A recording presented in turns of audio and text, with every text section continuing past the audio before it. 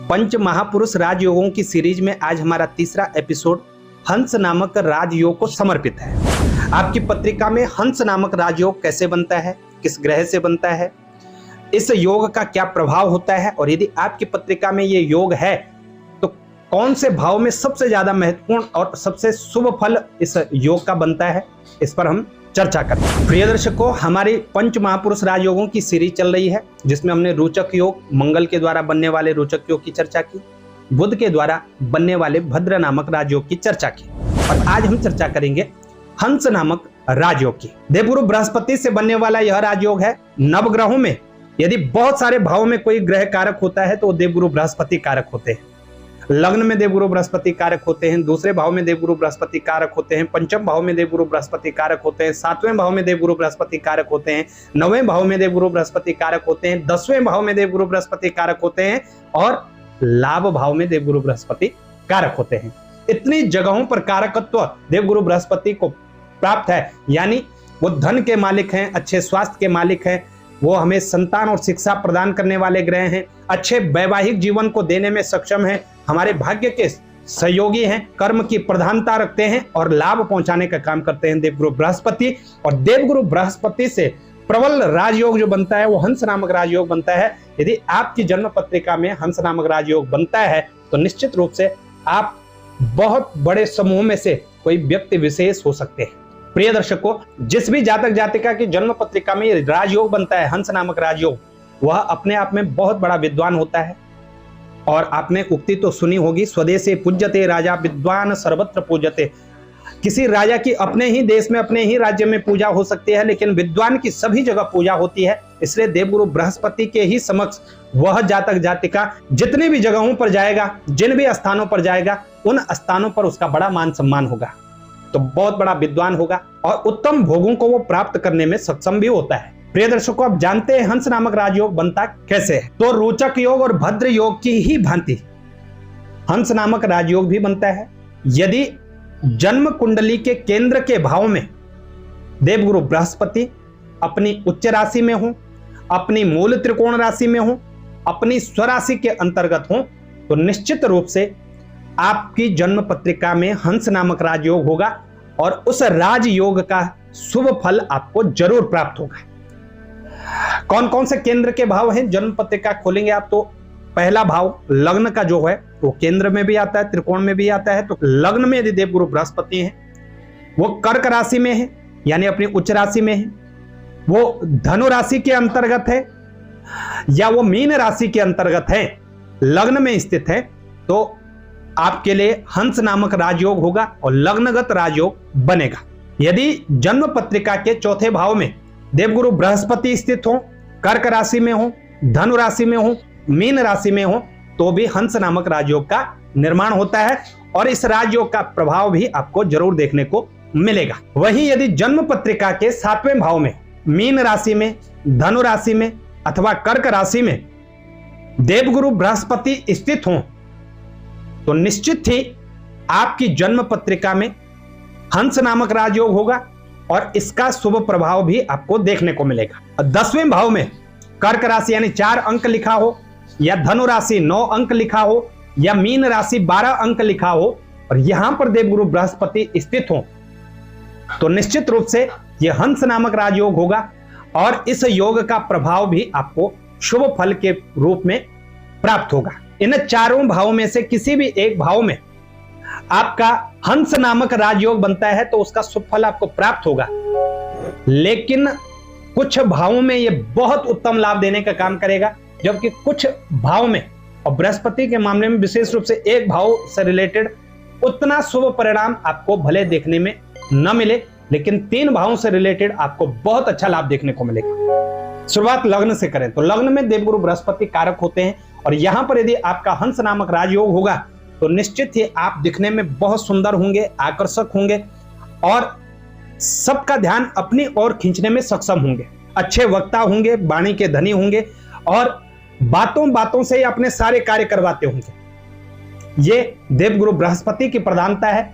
सही समय पर सही निर्णय लेने में सक्षम होंगे और यहां पर स्थित देवगुरु बृहस्पति हंस नामक राजयोग का 50% लाभ देने का काम करते हैं।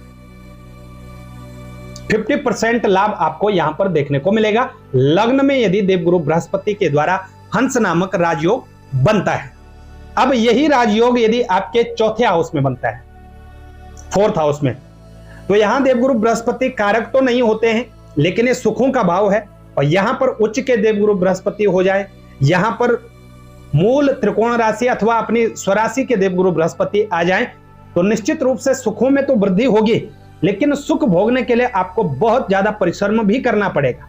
और राजयोग का मतलब होता है जो सहज आपको सरलता से आपको प्राप्त हो गया है, उसे राजयोग कहते हैं। संघर्ष करके तो व्यक्ति हर चीज प्राप्त कर ही सकता है, लेकिन यहां आपको सुखों के लिए संघर्ष करना पड़ेगा।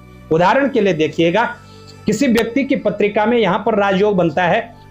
ऐसा व्यक्ति किसी दूसरे शहर में जाता है, नौकरी करता है, खूब मेहनत करता है और बिना किसी बैकअप के, बिना विदाउट किसी सपोर्ट के वो अपने बलबूते उस शहर में अपना मकान, दुकान, व्यवसाय सबको स्थिरता पूर्वक चला रहा है, तो निश्चित ही इस योग का शुभ फल उसको प्राप्त हुआ, लेकिन उसको उतना ही परिश्रम भी करना पड़ा। तो यहां स्थित जो राजयोग है आपको लाभ तो देगा, लेकिन सहज रूप में मिलने वाला लाभ नहीं होगा। उसके पीछे आपको संघर्ष ज्यादा करना पड़ेगा, खूब मेहनत करनी पड़ेगी। रास्ते आपके खुद ब खुद बनते जाएंगे और जितनी आप मेहनत करेंगे उतना ही आपको अच्छा लाभ होगा। यह स्थिति होगी फोर्थ हाउस में। और यहां पर जो हंस नामक राजयोग बनता है वो 25% आपको लाभ पहुंचाने का काम करता है। यदि यही राजयोग आपके सेवंथ हाउस में है, सेवंथ हाउस आपके विवाह का हाउस होता है, जीवन साथी का हाउस होता है। यदि आप जातिका हैं, स्त्री हैं और किसी लड़की की कुंडली में यहां पर हंस नामक राजयोग बनता है, तो निश्चित रूप से वो बहुत भाग्यशाली होगी। वैवाहिक सुख उत्तम होगा और वो बिटिया अपने कुल को, यानी जहां पर वो जन्म लेगी उस कुल को तो तारने का काम करेगी ही। उस कुल को, उस परिवार को मान सम्मान तो प्राप्त होगा ही, लेकिन इसके साथ जिस कुल में वो जाएगी, जहां उसकी शादी होगी, वहां वो मिट्टी को भी छू ले तो वो स्वर्ण में परिवर्तित होने लगेगा, यानी उत्तम विवाह का सुख मिलेगा। विवाह के पश्चात राजयोग का फल उसे प्राप्त होगा। वहीं किसी पुरुष की कुंडली में यहां पर हंस नामक राजयोग होगा तो आप अपने व्यवसाय के क्षेत्र में विशेष रूप से जाने जाएंगे, समाज सुधारक होंगे और समाज को नई दिशा देने में सक्षम होंगे। और विवाह के पश्चात विशेष रूप से भाग्योदय होगा।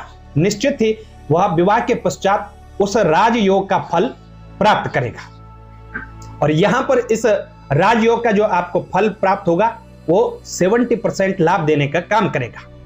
अब बचता है 10वां भाव। प्रिय दर्शकों, आपने रोचक नामक राजयोग में सुना 10वें भाव में मंगल विशेष रूप से प्रभावशाली, 10वें भाव में बुध भी विशेष रूप से प्रभावशाली और 10वें भाव में देवगुरु बृहस्पति भी विशेष रूप से प्रभावशाली होते हैं। तो आपका कर्म विशेष रूप से प्रभावशाली होता है, इसलिए 10वें भाव को विशेष प्रभावशाली केंद्रों में भी माना गया है और बहुत सारे ग्रह यहां पर कारक भी होते हैं। तो यदि देवगुरु बृहस्पति के द्वारा हंस नामक राजयोग आपके 10वें भाव में बनता है तो प्रिय दर्शकों, करियर को लेकर के बहुत उत्तम स्थिति बनेगी और इसका परिणाम आपको जरूर शुभ फल के रूप में ही देखने को मिलेगा। और यहां पर यह राजयोग 100% लाभ देने का काम करता है, 100% आपको फायदा पहुंचाने का काम करता है। यहां पर देवगुरु बृहस्पति की स्थिति होगी तो निश्चित ही आपको नौकरी के क्षेत्र में हो, आप व्यवसाय के क्षेत्र में हो, सम्मानीय व्यक्तित्व के रूप में आपको पहचाना जाएगा। बड़े मान सम्मान से लोगों की दृष्टि आपके ऊपर होगी। आप शिक्षा के क्षेत्र में, राजनीति के क्षेत्र में, लोकहित के क्षेत्र में विशेष रूप से कार्य करेंगे और जन्म जन्मांतरों तक, दर पीढ़ी दर आपको याद किया जाएगा। आपकी मिसालें दी जाएंगी कि अमुक व्यक्ति कुछ था, अमुक व्यक्ति ने इस समाज के लिए कुछ किया है, अमुक व्यक्ति ने समाज को कुछ दिया है। ऐसी स्थिति देखने को मिलती है। यदि 10वें भाव में ये राजयोग आपका बनता है, 100% लाभ देने का काम ये आपके लिए करेगा। तो आपकी जन्म पत्रिका में ये राजयोग कौन से भाव में बना हुआ है आप हमें कमेंट करके बता सकते हैं। बृहस्पति देव की कितनी डिग्री है और कौन से राशि में है, उच्च के हैं या स्वराशि के हैं, ये भी जरूर बताइएगा। और यदि ये राजयोग होते हुए भी आपको फल नहीं प्राप्त हो रहा है तो उसका समाधान भी हम आपको कमेंट बॉक्स में बता सकते हैं, तो कमेंट जरूर करिएगा। जानकारी अच्छी लगे शेयर जरूर करिएगा।